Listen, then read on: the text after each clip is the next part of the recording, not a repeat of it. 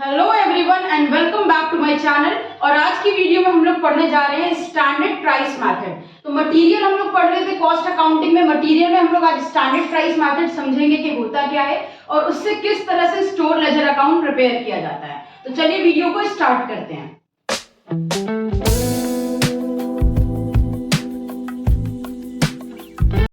Standard price method बहुत ज्यादा तो एग्जाम में नहीं पूछा जाता है, बट आपके सिलेबस में है। अगर है तो हम लोगों को पढ़ना पड़ेगा, तो इसलिए स्टैंडर्ड प्राइस मेथड को जल्दी से समझते हैं कि ये होता क्या है। जैसे कि फर्स्ट पॉइंट में कह रहे हैं standard price is a predetermined price which is fixed for a definite period such as a year. Standard price क्या होता है? पहले से सोची हुई प्राइस होती है जो कि कुछ पर्टिकुलर टाइम पीरियड के लिए सेट की जाती है, जैसे कि 1 साल 6 महीने के लिए फिक्स कर दी जाती है। तो जब भी किसी फैक्ट्री में प्राइस फिक्स कर दी जाती है कि आप स्टोर लेजर इस प्राइस पर मेंटेन करिएगा, तो उस प्राइस को हम कहते हैं स्टैंडर्ड प्राइस। ये पहले से डिसाइड की गई होती है प्राइस, ठीक है।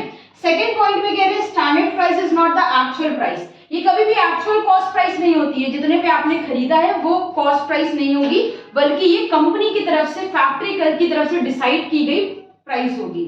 थर्ड पॉइंट में कह रहे हैं standard price are fixed for each item of material and where price of material fluctuate heavily।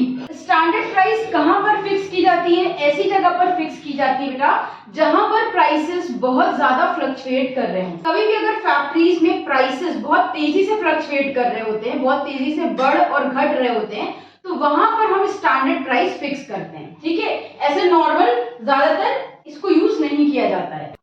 Then fourth point में कह रहे हैं standard price should be fixed for a short period and revised as and when required।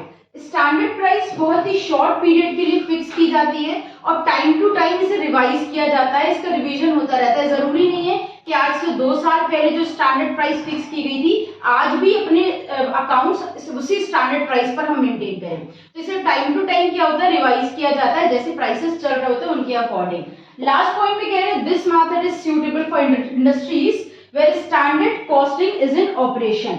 जहां पर standard costing operate की जा रही होती है तो वहां पर ये प्राइस ज्यादातर सूटेबल होती है, या ऐसी जगह पर सूटेबल होती है जहां पर प्राइसेस बहुत ज्यादा चेंज हो रहे हैं जिस प्रोडक्ट के। अदरवाइज इसको हर तरह की इंडस्ट्रीज में सूटेबल नहीं माना जाता है। तो ये तो था, हम लोगों ने समझ लिया कि स्टैंडर्ड प्राइस होता क्या है। सिंपल सा वो प्राइस जो कंपनी पहले से डिसाइड कर लेती है कि हम अपने अकाउंट्स को इस प्राइस पर, अपने मटेरियल को इस प्राइस पर रिकॉर्ड करेंगे, उसे हम स्टैंडर्ड प्राइस कहते हैं। अब हम देखते हैं स्टैंडर्ड प्राइस से स्टोर लेजर कैसे प्रिपेयर किया जाएगा। तो चलिए स्टोर लेजर अकाउंट समझते हैं। 75 यूनिट्स इशू कर चुके हैं, अभी हमारे पास कितनी अवेलेबल है? 75। और 330 में से 150 का मटेरियल चला गया तो बची हुई प्राइस क्या है? 180। बचे हुए मटेरियल को इस तरह से प्राइस पर शो करेंगे। तो यहाँ ध्यान रखना है स्टैंडर्ड प्राइस पर रेट से मल्टीप्लाई नहीं करना है, क्योंकि हमारा जो इशू का रेट है वो चेंज हो रहा है। 18 जनवरी को हम लोग 200 यूनिट्स परचेज कर रहे हैं 2.40 पर यूनिट के रेट से। तो लिखेंगे इसको 18 जनवरी, परचेज के कॉलम में लिखा 200 यूनिट, रेट में 2.40। 2.40 का 200 मल्टीप्लाई किया, आ गया 480। अब हम इसको रिकॉर्ड करेंगे बैलेंस में। किस तरह से रिकॉर्ड करेंगे? जब भी आप इशू करा आपने तो आपने माइनस कर दिया, जब भी आप कुछ नया परचेज करेंगे तो पुराने वाले बैलेंस में से प्लस कर लेंगे, ऐड कर लेंगे। 75 यूनिट्स पहले से थी, 200 और खरीद ली, तो अब हमारे पास स्टोर में 275 यूनिट्स हो गए। पुराना वाला मटेरियल 180 का था, नया वाला 480 का है, दोनों को प्लस करेंगे, ये हो जाएगा 660 रुपीज, और कर दिया इसको क्लोज। 18 के बाद फिर 22 जनवरी को 150 यूनिट्स इशू कर रहे हैं, तो यहाँ पर डेट लिखेंगे जनवरी 22। इशू में लिख दिया हमने 150 यूनिट्स, स्टैंडर्ड प्राइस है 2 रुपए, 150 इंटू 2 हो गया 300। बैलेंस निकालते हैं, 275 में से हमने 150 यूनिट्स इशू कर दिए, अभी हमारे पास बची है 125 यूनिट्स। 660 में से 300 का मटेरियल चला गया तो माइनस करते हैं, अभी जो मटेरियल बचा है उसकी प्राइस है 360, और इसको लाइन ड्रॉ करके हम क्लोज कर देंगे।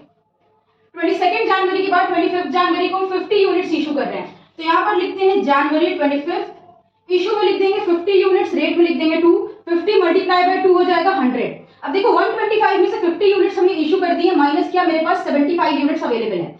360 में से 100 रुपीज का मटेरियल चला गया, अभी मटेरियल की प्राइस कितनी है? 260 रुपीज का मटेरियल अभी भी स्टोर में रखा है, ठीक। तो माइनस कर, जब भी इशू करना है तो पुराने वाले बैलेंस में इशूज को माइनस कर देना है।